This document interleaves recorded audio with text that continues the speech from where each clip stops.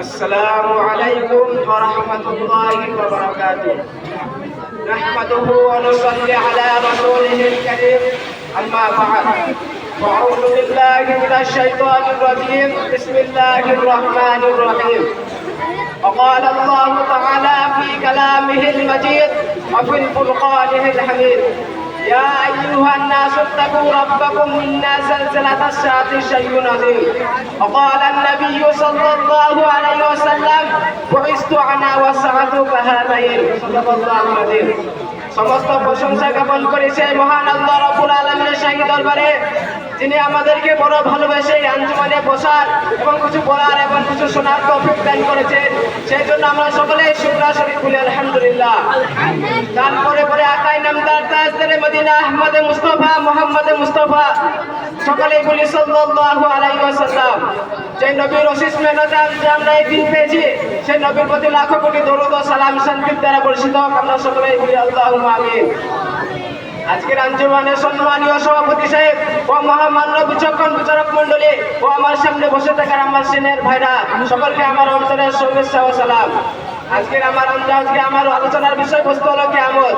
আমি আপনাদের সামনে কিয়ামতের 4টি বিষয় নিয়ে সংক্ষিপ্ত আলোচনা করব ইনশাআল্লাহ। নম্বর 1 কিয়ামতের ভয়ঙ্কর দৃশ্য সম্পর্কে, নম্বর 2 কিয়ামত কিভাবে হবে, নম্বর 3 কিয়ামত কিভাবে হবে, নম্বর 4 কিয়ামতের কিছু আলামত। একটি কথা বিশেষ করে জেনে রাখা দরকার, প্রাচীনকালে কিছু বুদ্ধিজীবী মানুষের ধারণা ছিল যে পৃথিবী কখনো ধ্বংস হবে না, কিন্তু বর্তমান বিশ্বের প্রায় সব বুদ্ধিজীবী বিজ্ঞানীদের বিশ্বাস হলো যে পৃথিবীর সবকিছু একদিন ধ্বংস হয়ে যাবে। আজ থেকে প্রায় 1,500 বছর পূর্বে মহান গ্রন্থি আল্লাহ রাব্বুল আলামিন সূরা রহমানের 26 থেকে 27 নম্বর আয়াতে বলেছেন: কুল্লু মান আলাইহা ফান ওয়া ইয়াবকা ওয়াজহু রাব্বিকা যুল জালালি ওয়াল ইকরাম। এই ভূপৃষ্ঠের সবকিছু একদিন ধ্বংস হয়ে যাবে, একমাত্র বাকি থাকবে আপনার মহিমান মহান প্রভু। এই আয়াতটা আমরা জানতে বললাম, সেদিন আল্লাহ তাআলা সত্য ছাড়া সবকিছু ধ্বংস হয়ে যাবে, আর এই ধ্বংসের দিনকে ইসলাম ধর্মে কিয়ামত বলা হয়। সর্ববন্ধু আল্লাহ তাআলা কিয়ামতের ভয়ঙ্কর দৃশ্য সম্পর্কে সূরা হজের 31 নম্বর আয়াতে বলেছেন: ইয়া আইয়ুহান নাসু তাকু রাব্বাকুম ইন্না যালজালাতাস সাআতি শাইউন আযীম ইয়াওমা তারাউনাহা তাযহালু কুল্লু মুরদিআতিন আম্মা আরদাত ওয়া তাযাউ কুল্লু যাতি হামলিন হামলাহা ওয়া তারান নাসা সুকারা ওয়া মা হুম বিসুকারা ওয়ালাকিন্না আযাবাল্লাহি শাদীদ। হে মানব জাতি, তোমরা তোমাদের প্রভুকে ভয় করো, নিশ্চয়ই কিয়ামতের ভূকম্পন একটি ভয়ঙ্কর ব্যাপার। সেদিন তোমরা দেখবে মা নিজের দুধের শিশুকে দুধ পান করা ভুলে যাবে, আর গর্ভবতী নারীদের গর্ভপাত হয়ে যাবে। সেদিন তোমরা দেখবে মানুষকে মাতালের মতো অবস্থায়, অথচ তারা মাতাল নয়, কিন্তু আল্লাহ তাআলা আযাব অত্যন্ত কঠিন। আর আল্লাহ তাআলা সূরা কোরিয়ার 4 থেকে 5 নম্বর আয়াতে বলেছেন: ইয়াউমা ইয়াকুনুন নাসু কাল ফারাশিল মাবসুস ওয়া তাকুনুল জিবালু কাল ইহনিল মানফুস। সেদিন মানুষ হবে ছড়িয়ে পড়া পঙ্গপালের মতো, আর পাহাড়গুলো ধুলাই করা তুলোর মতো উঠতে থাকবে। আর আল্লাহ তাআলা সূরা বাসা 24 নম্বর আয়াতে বলেছেন: ইয়াউমা ফিরুল মাররু মিন আখি ওয়া উম্মিহি ওয়া আবি ওয়া সাহিবাতি ওয়া বানি। সেদিন মানুষ নিজের ভাই থেকে এবং নিজের পিতামাতা থেকে এবং নিজের স্ত্রী ও সন্তানের থেকে পালাবে। অর্থাৎ সেদিন এমন ভয়ঙ্কর পরিস্থিতি হবে যে মানুষ নিজের একান্ত আপনজনের কোনো রকম সহযোগিতা চর পেয়ে পালিয়ে যাবে, কেউ কারোর হবে না। এবার আসে আল্লাহ তাআলা এবার আসে কিয়ামত কবে হবে। মনে রাখবেন, কিয়ামত কবে হবে এটা একমাত্র আল্লাহ তাআলা ছাড়া এমনকি কোনো নবী কোনো ফেরেশতা পর্যন্ত জানে না। মিশকাত শরীফের 2 নম্বর হাদিস, হযরত ওমর রাদিয়াল্লাহু তাআলা আনহু থেকে বর্ণিত আছে যে এক সময় ফেরেশতা জিবরাইল আলাইহিস সালাম নবী সাল্লাল্লাহু আলাইহি সাল্লামের কাছে যে 5টি প্রশ্ন করেছিলেন, তার মধ্যে 4 নম্বর প্রশ্ন ছিল কিয়ামত কবে হবে। উত্তরে নবী সাল্লাল্লাহু আলাইহি সাল্লাম বলেছিলেন, এই সম্পর্কে আমার তোমার চেয়ে বেশি কিছু জানা নাই।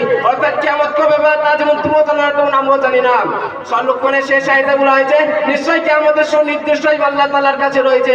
অর্থাৎ কিয়ামত কবে হবে তা একমাত্র আল্লাহ তাআলা ছাড়া জানে, আল্লাহ তাআলা জানে, তাছাড়া কেউ জানে না। সর্বক্ষণের তবে বিভিন্ন হাদিসে বর্ণিত আছে যে কিয়ামত হবে শুক্রবারে, সেটা কোন বছর এবং কোন মাসে এবং কোন শুক্রবারে তা আল্লাহ তাআলা ছাড়া কেউ জানে না। শতমণ্ডলী এবার আসে কিয়ামত কিভাবে হবে এই সম্পর্কে আল্লাহ তাআলা সূরা সুমারের 68 নম্বর আয়াতে বলেছেন: ইয়ানুফিকু বিসূরি ফাসাইকা মান ফিস সামাওয়াতি ওয়া ফিল আরদ ইল্লা মা শাআল্লাহ সুম্মা নুফিকু ফি উখরা ফাইযা হুম কিয়ামুন ইয়ানজুরুন। যখন প্রথমবার সিংহায় ফুঁকতে হবে, তখন আসমান ও জমিনে যারা আছে সকলে বেহুশ হয়ে যাবে, তবে আল্লাহ যাকে চাইবেন সে বেহুশ হবে না। তারপর যখন আবার দ্বিতীয়বার সিংহায় ফুঁকতে হবে, তখন তারা সকলে দাঁড়িয়ে একে অপরকে দেখতে থাকবে। আমরা এর দ্বারা জানতে পারলাম যে কিয়ামতের সময় ফেরেশতা ইসরাফিল আলাইহিস সালাম সিংহায় দুবার ফুঁকলেন। প্রথমবার আসমান ও জমিন ও সমস্ত মাখলুক হবে, আর দ্বিতীয়বার সময় দাঁড়িয়ে হাসরের মাঠের দিকে ছুটবে। আর এই দুবার সিংহায় ফুঁকতের মাঝে কতদিনের ব্যবধান থাকবে এই সম্পর্কে সহিহ বুখারীর 4935 নম্বর হাদিস হযরত ওমর রাদিয়াল্লাহু আবু হুরায়রা সাল্লাল্লাহু আলাইহি বর্ণিত আছে যে রাসূলুল্লাহ সাল্লাল্লাহু আলাইহি সাল্লাম বলেছেন মা বাইনা নাহকাতাইন আরবাউনা, যে দুবার সিংহায় ফুঁক দেওয়ার মাঝে 40 দিনের ব্যবধান থাকবে। শতামণ্ডলী এবার আছে কি আমাদের কিছু আলামত নিয়ে আলোচনা করে। বিখ্যাত মুফাসসির ইমাম কুরতুবী রাহমাতুল্লাহ আলাইহি কাজকে আলামত কিতাবে 1219 নম্বর পৃষ্ঠায় লিখেছেন যে কিয়ামতের যত আলামত কোরআন হাদিসের মধ্যে বর্ণিত আছে তার মধ্যে সর্বপ্রথম প্রধান আলামত হলো হুজুর পাক সাল্লাল্লাহু আলাইহি সাল্লামের দুনিয়াতে আগমন ও তার মৃত্যু।